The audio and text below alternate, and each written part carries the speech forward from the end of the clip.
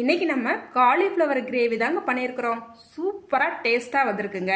இந்த காலிஃப்ளவர் கிரேவியை பூரி, சப்பாத்தி, சாதம், இடியாப்பத்தோட சாப்பிடும் போதையும் செம்ம டேஸ்ட்டாக இருக்குங்க. சரி வாங்க எப்படி செய்யலான்னு பார்த்துலாம்.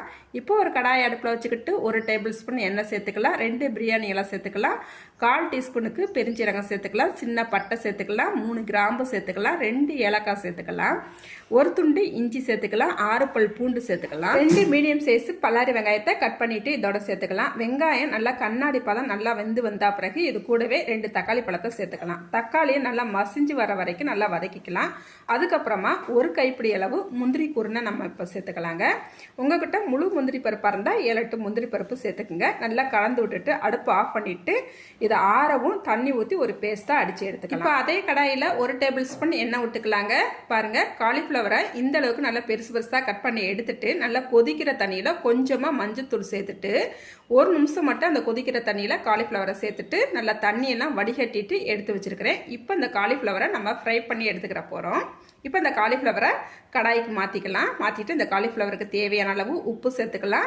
2 டீஸ்பூனுக்கு பத்தப்பொடி சேர்த்துக்கலாங்க. நல்லா அடுப்பை மிதமான தீயில வச்சுக்கிட்டு ஒரு 4-5 நிமிஷத்துக்கு நல்லா இந்த காலிஃப்ளவரை ஃப்ரை பண்ணி எடுத்துக்கிட்டாச்சு. இந்த மாதிரி இந்த காலிஃப்ளவரை ஃப்ரை பண்ணி எடுத்துட்டு நம்ம கிரேவி செய்யும் போது ரொம்பவே டேஸ்ட்டாக இருக்கும். இப்போ அதே கடாயில் மறுபடியும் 1 டேபிள் ஸ்பூன் எண்ணெய் சேர்த்துக்கலாங்க. பெருஞ்சீரகம் கொஞ்சமாக சேர்த்துட்டு 2 டீஸ்பூனுக்கு வத்தப்பொடி சேர்த்துக்கலாம். நம்ம அரைச்சி வச்சிருக்கிற வெங்காயம் தக்காளி விழுதை சேர்த்துக்கலாங்க. சேர்த்துட்டு நல்லா கலந்து விட்டுக்கலாம். ஏற்கனவே இது எண்ணெயில் வதக்குனாதான், அதனால் ஒரு தடவை கலந்து விட்டுட்டு இந்த கிரேவிக்கு தேவையான அளவு தண்ணி சேர்த்துக்கலாம். தண்ணி சேர்த்துட்டு இந்த கிரேவிக்கு உப்பும் சேர்த்துக்கலாங்க. இப்போ நம்ம மசாலா பொடி சேர்த்துக்கலாங்க. 1/4 டீஸ்பூனுக்கு மஞ்சத்தூள் சேர்த்துக்கலாம், 1/2 டேபிள் ஸ்பூன் மல்லிப்பொடி சேர்த்துக்கலாம், 1/4 டேபிள் ஸ்பூன் சீரகப்பொடி சேர்த்துக்கலாம், 1 சிட்டிகை மட்டும் நம்ம கரம் மசாலா சேர்த்துட்டு நல்லா கலந்து விட்டுக்கலாம். கலந்து விட்டுட்டு உப்பு காரம்லாம் கரெக்டாக இருக்கான்னு செக் பண்ணிக்கோங்க. இப்போ நம்மளுக்கு கொஞ்சம் கெட்டியாக இருந்ததுனால கொஞ்சம் தண்ணி ஊற்றி நல்லா கலந்து விட்டுட்டு மூடி வச்சு ஒரு 4 நிமிஷத்துக்கு அப்புறம் பார்த்தோம்னா நல்லா எண்ணெய் பிரிஞ்சிருக்கும். அதுக்கப்புறமா நம்ம ஃப்ரை பண்ணி வச்சிருக்கிற காலிஃப்ளவரை உள்ளே சேர்த்துட்டு மறுபடியும் ஒரு 5 நிமிஷத்துக்கு அப்படியே விட்டுட்டோம்னா நம்மளுக்கு எண்ணெய் பிரிஞ்சு இந்த காலிஃப்ளவர் கிரேவி நம்மளுக்கு சூப்பராக ரெடி ஆயிருங்க.